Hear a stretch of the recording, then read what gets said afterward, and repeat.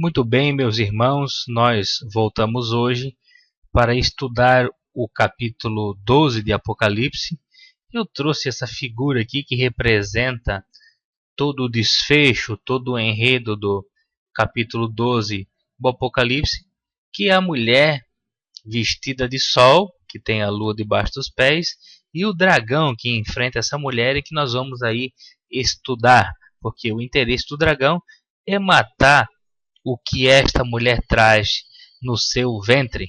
Então vamos dar aí início ao nosso estudo. Deixa eu trazer para cá o nosso capítulo 12 de Apocalipse, que nós vamos estudar a partir de agora.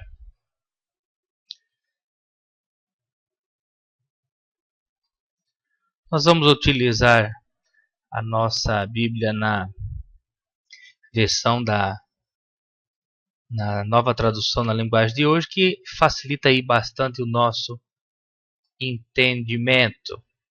Vou abrir aqui para que a gente possa ter um perfeito entendimento.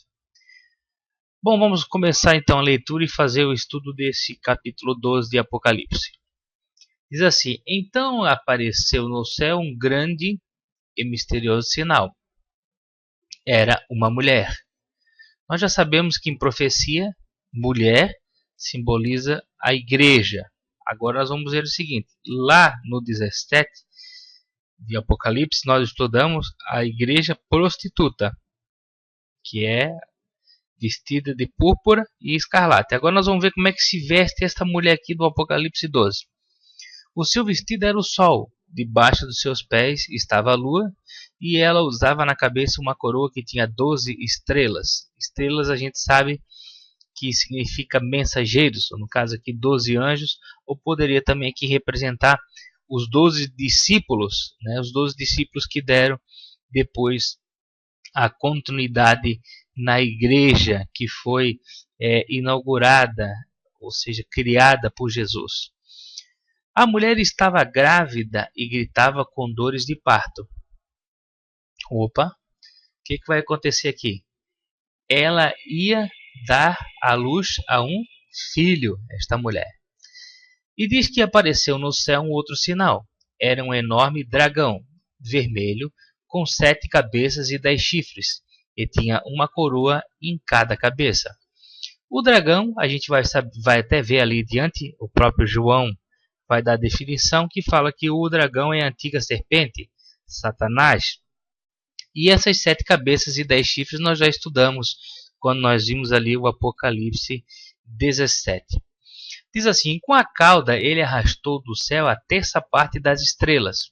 Ou seja, com a sua cauda ele arrastou 1/3 dos anjos, que estrela significa mensageiro ou anjo, né? E os jogou sobre a terra. Depois parou diante da mulher grávida a fim de comer a criança logo que ela nascesse.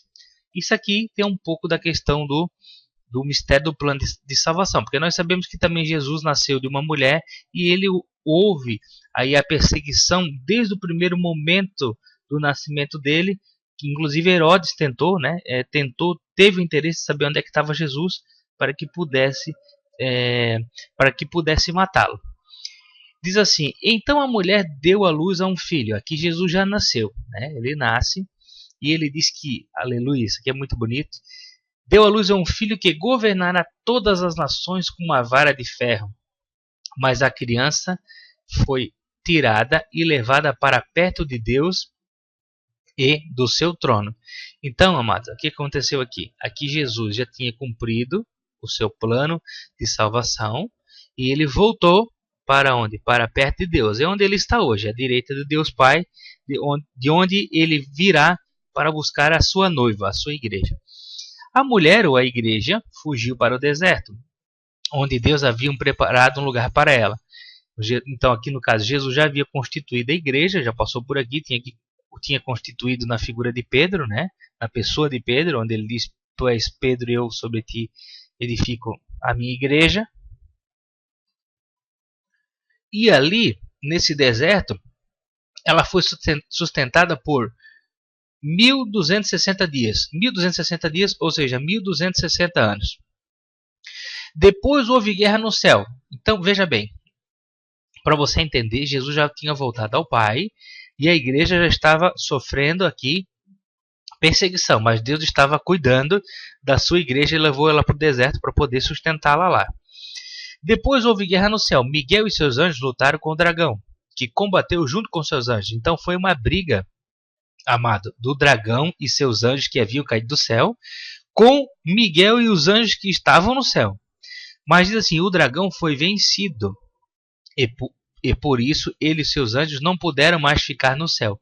Aqui, amado, foi o seguinte, nós sabemos por essa passagem que até o sacrifício perfeito de Jesus, quando ele volta no céu, Satanás tinha esse acesso ao céu ainda.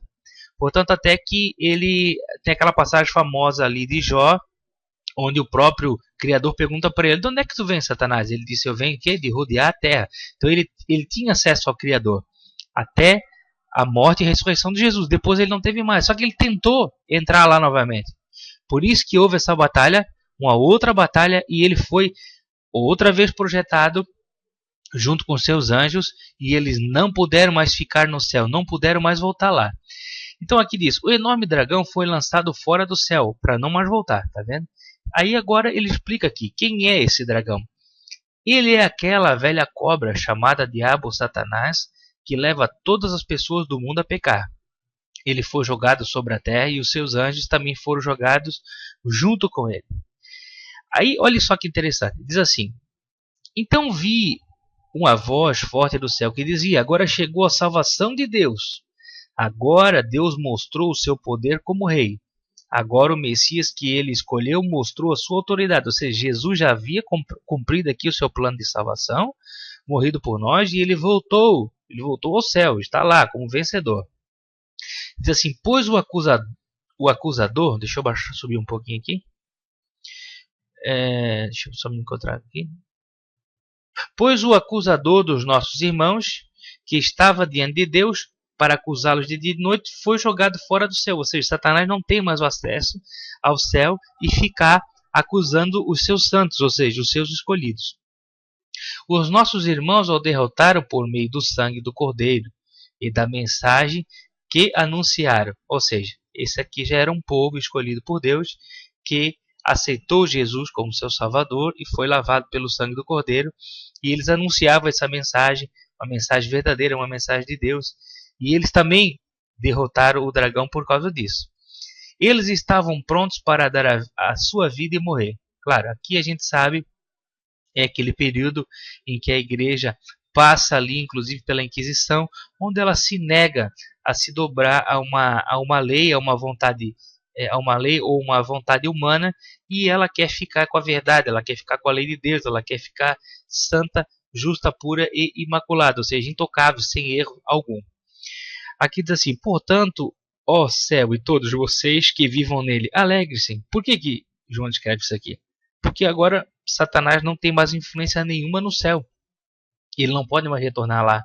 Mas ele diz assim, mas ai da terra e do mar, porque o diabo desceu até vocês e está muito furioso, pois sabe que tem somente um pouco mais de tempo para agir. Ou seja, quando ele desceu de lá agora, depois dessa guerra que ele teve com Miguel e seus anjos, e que ele foi vencido, ele sabe, amado, que ele tem pouco tempo para agir, entendeu? Só que toda essa revolta agora dele se volta para onde? Para a terra e para o mar, tá vendo? É bem interessante isso, né? É uma palavra de Deus, ela se cumpre direitinho, amados. Quando o dragão, olha só, aí o dragão, ele foi jogado para a terra. Então, quando ele viu que tinha sido jogado sobre a terra, ele começou a perseguir a mulher que havia dado a luz ao menino. Quem é essa? É a igreja, mano. Jesus foi gerado do seio da igreja. Depois ele personificou na pessoa de Pedro, né? Mas ele começa a perseguir a igreja. Então ele começa a perseguir a igreja que havia gerado o menino, que no caso seria o Messias.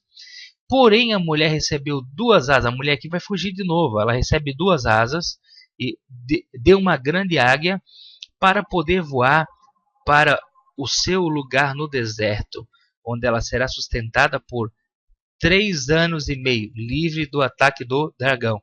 Mais uma vez, Deus protege, manda essa águia que empresta essas asas à mulher.